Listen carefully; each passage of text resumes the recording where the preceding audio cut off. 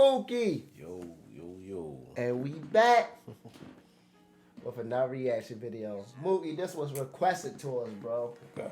And I also think that's a real interesting video, y'all. How Arsenal, we got a lot of Arsenal fans, how Arsenal became a revolution for black people, bro.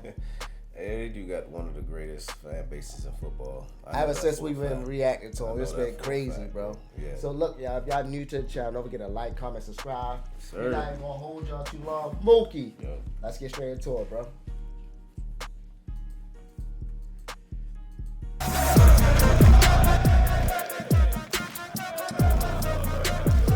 Because it's very simple, bro. There ain't no black players in Tottenham. Black people, they love football to bits, but they wouldn't go to games because of the racism. Anti-black. Remember, yo?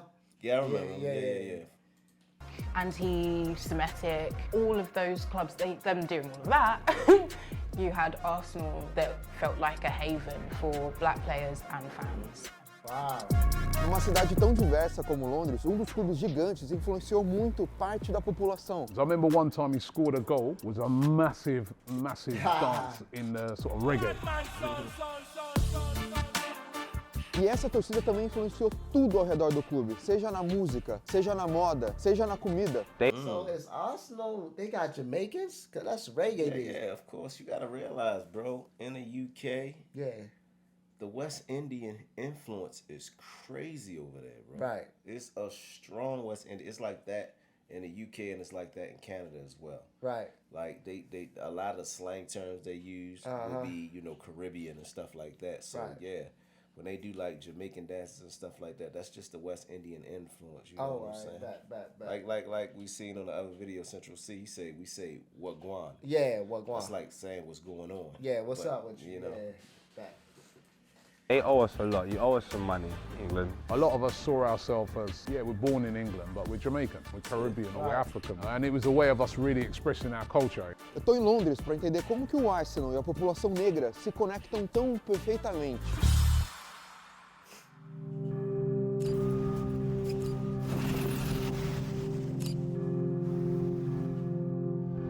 Londres é conhecida pela sua vibração em sintonias diferentes e pela diversidade de pessoas, de culturas. A Jamaica, um dos mais de 50 países invadidos e colonizados pelo Império Britânico, conta com um dos povos que mais influenciaram o Reino Unido no século XX. Para um pouco de contexto, depois da Segunda Guerra Mundial, a Inglaterra precisava se reconstruir e buscava um perfil específico de mão de obra, homens jovens que receberiam salários baixíssimos. O governo britânico então se aproveitou do poder que tinha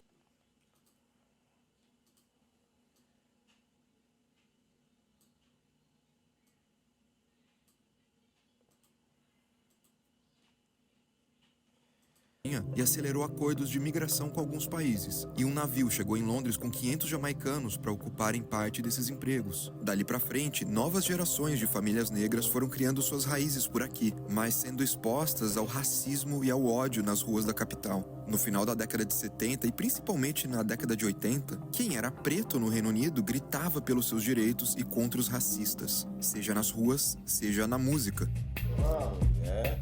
Um dos caras mais influentes hoje na torcida do Arsenal é o Robbie, um ex-cantor de reggae que criou a Arsenal Fan TV, o maior canal. AFTV. AFTV. Bro, that's the first. I remember our first time reacting to an Arsenal fan video, yo. We was like, man, these dudes go crazy. I forgot the dude come on the mic. Hey, Arsenal, you better get off and win. Yeah. They just was wild, bro. It was crazy, bro. Canal de torcedores dos Gunners. All you Tottenham fans who are running up your neck during the week, yeah? Right? Yeah. All of you. Yeah. Smoke on that!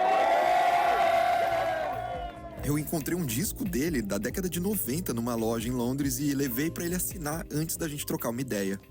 I remember the rights because I used to be a recording artist back in the day. I used to make music, right? Reggae music, right? I was recording over in Tottenham. So with these guys called Mafia and Fluxy, big sort of musicians at the time. I was recording with them. When the riots kicked off that night, I couldn't even get home.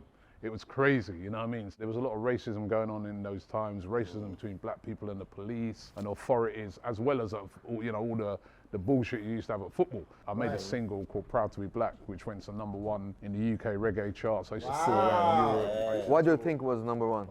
This specific. My man made a #1 Proud to be hit, black. bro. And this is blowing my mind right now because I didn't think people over in the UK dealt with racism like they did in America, you know, because of slavery and the built up animosity that we faced here in America. That's where I thought a lot of the racism would come from, and you know what I'm saying. And I'm gonna say this. What, yo?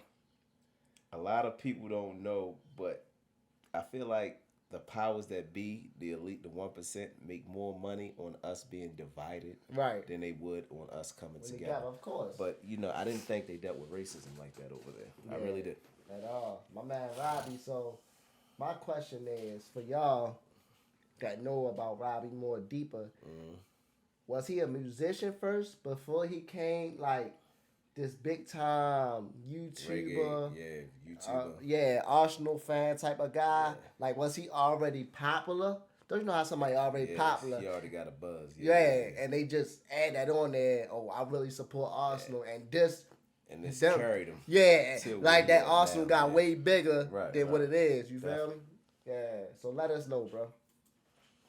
Because it resonated with people, you know what I mean? The subject, Proud to be Black, you know, you said about all the sort of stuff that was going on at the time as well, really resonated with the people, and it was a big hit. All the massive Proud to be Black, I want you to put an hand up in the air now.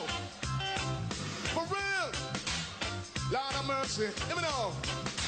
Anything me say, wanna say, proud to be black. Anything me say, wanna say. Proud to be black, proud to be black, black. My parents were very much like, when I was like 13 to 16, 17, I was constantly asking them, please can I go to a game? Please can I go to a game? And I think it's only in retrospect that I'm able to understand why they didn't feel it was safe enough for me to go with another friend and like no kind of parents or anything, because they knew things that I didn't have the framework for at the time. They knew that when a crowd turns, when supporters turn, when they start making monkey noises, when they start throwing things at people. Because the thing is about football is that, especially in those days, you had a lot of black people. They loved football. They loved football to bits, but they wouldn't go to games. They more watch it on TV because of the racism. When you look at old footage of games, how many black supporters do you really see in the crowds, right? It's normally white shouting men. You have certain clubs like Chelsea, Millwall, who have been so entrenched in like the far right National Front in the 80s, 70s, anti-black, anti-Semitic, all of those clubs, them doing all of that. You had Arsenal that felt like a haven for black players and fans. But we're talking about days where racism in football was terrible. You know what I mean? If you went to a game as a black fan, you'd get abuse, people would want to fight you. You had right-wing sort of Nazi groups attached to certain football clubs like Chelsea. So when you came to Arsenal, you know, there wasn't that.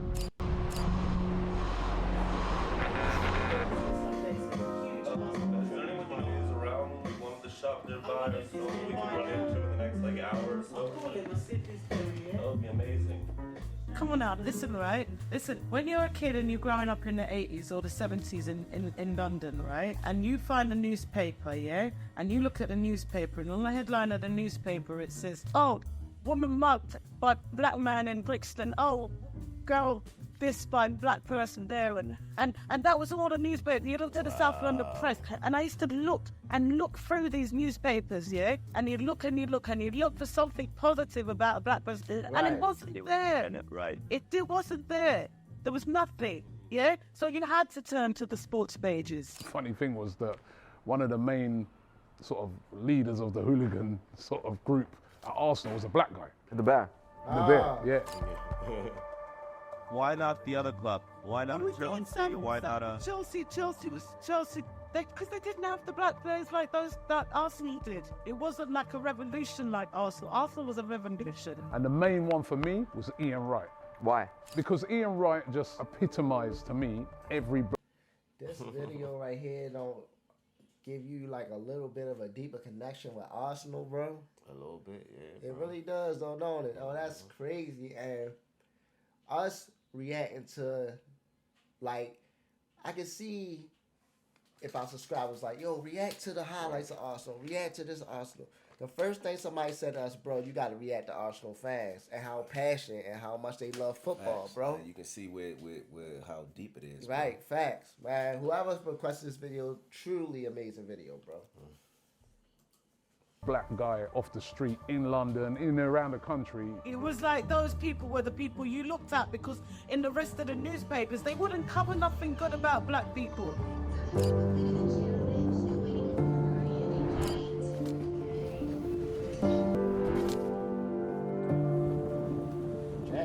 You as a kid, you grew up in Tottenham. Yes, I grew up in Tottenham, fam. And how did you become like an Arsenal fan? Because it's very simple, bro. There ain't no black players for Tottenham. The only black players are like Rule Fox, let's run that for a little bit. But there ain't no banging players for you to like sort of connect with. And then as soon as there's a Tottenham game, you would just see Essex. You would see so much white people, bro. You would just see seas and seas of white people come into the game and you would be like, all right, the Spurs game is on. But then Arsenal have a brother called Ian Wright. He's got a gold tooth, he's got attitude. He kind of reminds you of your uncle or something like that. So right. I'm Jamaican, man. I'm not English. So like, I can support who I want. That's how I look at it. If you're born in this country and you're born in that area, I get why you might have that sort of tribalism attitude to the area, but I'm a foreigner, cuz. So we're Jamaicans and we've just chosen as Jamaican individuals in Jamaican culture to resonate with an individual that represents us a little bit more. The way he talked, the way he walked, even his goal celebrations. I remember one time he scored a goal and he did what they call the bogle dance. It's this dance where you go like that, right? Which at the time, that dance was a massive, massive dance in the sort of reggae, you know what I mean? Like people were doing the bogle dance. You just look at him and say, yo, my guy, that's my guy there. Come under, my friend, come under, my friend. English culture is very reserved, very overly polite. Ian Wright broke the mold. He was the first person culturally that you look at and you resonates with you, because it's not just down to the color of your skin. I think sometimes in media, it's very easy just to say someone's black, so they're like you. It's just a very ignorant perception and way of looking at the situation. What separates everybody is the culture differences between white people, black people, everybody. Right. And what Ian Wright represented as an individual within football was a journey. The more you learn about Ian Wright, this guy went prison, this guy got into football really, really, really late. See, and that's his mentor he's talking about right now. What you say, bro?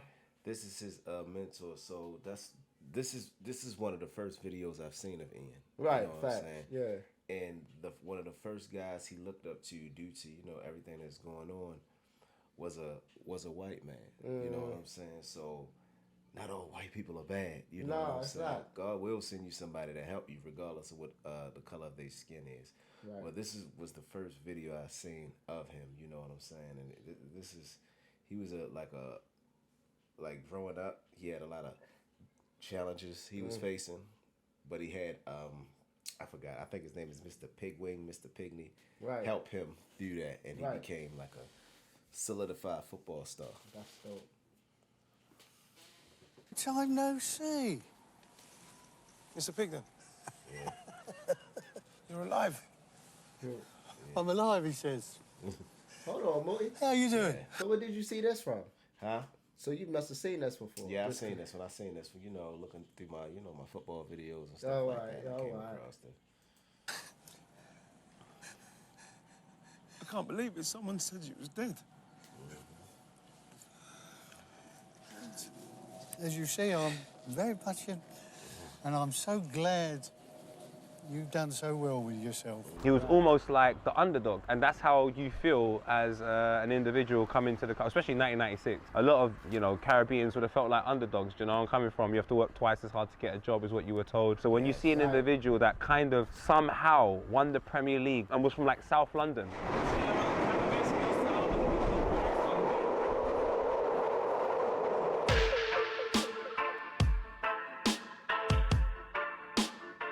In South London, I think places like Brixton in particular was like the sort of heartbeat of the reggae industry. And Arsenal has always had massive support over in South London. Now, a lot of that sort of dates back to the fact that, you know, Arsenal started off, if you look at the history of Arsenal, started off as a South London club that then moved to North London. But I also feel it's really because when you're talking about the black side of it, right, is that, you know, that culture was so, you know, of reggae, of, you know, of roots, was really, really, you know, deep in places like Brixton. And it was a way of us really expressing our culture, you know what I mean? Which a lot of us saw ourselves as, yeah, we're born in England, but we're Jamaican, you know what I mean? Or we're West Indian, we're Caribbean, or we're African.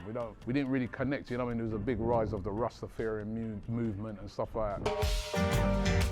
Jamaican culture over in London is huge. They owe us a lot. You owe us some money, England. You owe us some money. We've been hugely influential in this country. Jamaica's got like 3.3 million people. Like England alone's got 60 million people. I shouldn't watch a show called Top Boy and see people say Wagwan. What's the thing you told me, like, Wagwan. Wagwan, yeah, Wagwan. You know what I mean? So you hear white people, Asian people, everybody say Wagwan. That's a Jamaican word. That's a Jamaican word for what's going on, what's happening. How are you? You know what I mean? Wagwan. You ask a lot of people that were black when they were younger, they would have said they were Jamaican. Didn't matter where they were from. If they were called Babatunde, they would have said their name's Winston or Desmond. They would have changed it. They would have made it sound a bit more Jamaican because that was just like, honestly, it was so hugely influential in London. Hip hop started from reggae. Right, that's a well-known fact. You know what I mean? The food that we eat. You know what I mean? Jerk chicken, curry goat, rice and peas. Yes. So we are. Hey, yo, calm down, yo. Calm down, yeah. Want some right now, baby. In North London, in Highbury and Islington, just across from the Emirates Stadium, we're at Just Jerk, which is a black-owned restaurant. They do all of the good stuff. Big Arsenal players have come here. Ian Wright calls it his favourite restaurant in, I think in London or in the world, who knows? I've never made jerk myself. I eat good jerk from all of my friends who can make it. So I can just loosely say it's delicious. You don't take the risk, yeah. The macaroni and cheese there too. Makers can make some really good mac and cheese too. Even Jamaican food spots. You can go to most places in London and there'll be a Caribbean spot. In where we are right now, I know about the legendary for. Is that yeah, that's Derry Harry, ain't it? That game in 2002. I think also remembering the migration pattern and how a lot of people from West Africa particularly migrated to the UK as part of the Commonwealth, etc. We definitely can't underestimate just how transformative for a lot of people it was to see black players dominating the pitch and also incredibly talented. And you're talking about like Ashley Cole, Hanu, Sol Campbell, Thierry Henry. Like, I'm just watching it and I'm thinking to myself, this just seems like me and my mates on the council estate. Like that team really, really resonated with me. Like I still love Henry like so much. All of these players, and they resembled my dad. They resembled what my brothers could grow into. There's something so crystallizing about seeing. Esse aqui no canal. Então entra no site da KTO, usa o cupom PELEJA20 pensando em free bet e também pensando no apoio que a KTO dá pro Peleja fazer esse. E lança com frequência coleções de camisas inspiradas na cultura jamaicana e na apaixonada torcida que o clube tem em países africanos como a Nigéria. É uma conexão que só fortalece a cada década. Obviously, of my own experience, like Nigerian cultures, like how fabric and clothing that shows like community, unity, and you know when you have a wedding, like you just all kitted out, right? So and obviously it speaks to a lot of different cultures, but it's so the wealth of the cloth. You know that's what they call their jerseys, right? Kits. The wealth of the threads. I think the best one was the Jamaican coloured shirt, purely because they released it just before Carnival. If you want to know about Caribbean culture and what it means, it's a great place to hear some good soca music, to see some good dancehall, sound system culture, a lot of older people, a lot of younger people, Caribbeans from all ages. Just to see the Arsenal jersey amongst that group of people so consistently speaks volumes about maybe even the contribution subconsciously the club has made within the community, do you know what I mean? It's like being called Starboy. Like for me, that stems from Wizkid, who is Starboy in Nigerian Afrobeats. And with them both being Nigerian, with Nigerians loving Saka, like when he scores, there's this guy, I've forgotten his name, but he'll always be like, Bukayo. And like, that's how it's said. That is a Yoruba name, right? Welcome home, Bukayo. I love you. Arsenal, for me, and I go all around the country, you know, every single season, going to every single ground in the Premier League. Arsenal has by far the most black fans of any club in this country. Yeah, you know, I'm proud of my Jamaican heritage, you know what I mean? I guess I didn't feel comfortable, and now I feel like it's my home, like, in a way, walking through the concourse without the fears of potential threat or violence that I know that my parents were very keenly aware of at the time. Yeah. Do you know what? The club's a part of my history, man. It's an integral part of my history. It's an integral part of my journey. It's an integral part of my life. It's allowed me to finance my life, look after my family. Football, Arsenal, Ian Wright, Thierry Henry, all of these things. Without them, I don't even know who I am. Mate, I'm at home at my mum's house still now, doing nothing, man. So I'm very thankful to football. My brother, God bless you, man. I'm coming to Brazil soon as well, so check me out, my guys. No próximo episódio de Subculturas Inglaterra, eu fui para Liverpool entender por que essa cidade tem uma identidade tão própria e muitos não se consideram nem ingleses. Deixa o seu like e segue o Peleja para não perder. Said they're going to Liverpool next. Okay. All right. Bro, what you think about this, though? It really opened my eyes, bro. Like I said, I didn't think Europeans face racism like we do here in the States. Right. You know what I'm saying? It really opened my eyes, man. It just made me prouder to be what I am. Right. You know what I'm saying? Because I'm always proud to be what I am. You know what I'm saying? I'm not going to denounce my heritage for anybody. You know what I'm saying? And I'm proud of the people that came, you know, before me. And like I said, gave me the opportunities that I have today. But, you know, yeah, you got to check, you know, Arsenal out. And, everything. You know, there's a lot of stuff I didn't know. Definitely a deeper connection with Arsenal. Now I see why the fans like that, and it made me want to support Arsenal even more, bro. I ain't gonna hold you. I definitely want an Arsenal jersey now and all that. Like, I know the last couple of years people been saying like Arsenal always wind up like losing and stuff. You feel me? But now, bro, I can see why the support system like that, and I'm just glad that it's real live like an all-black team, bro. I ain't gonna hold y'all. So. If y'all new to the channel, don't forget to like, comment, subscribe. We love y'all. We appreciate y'all. I'm Nick DUNSON. And I'm Mookie DUNSON. And we out, baby. One.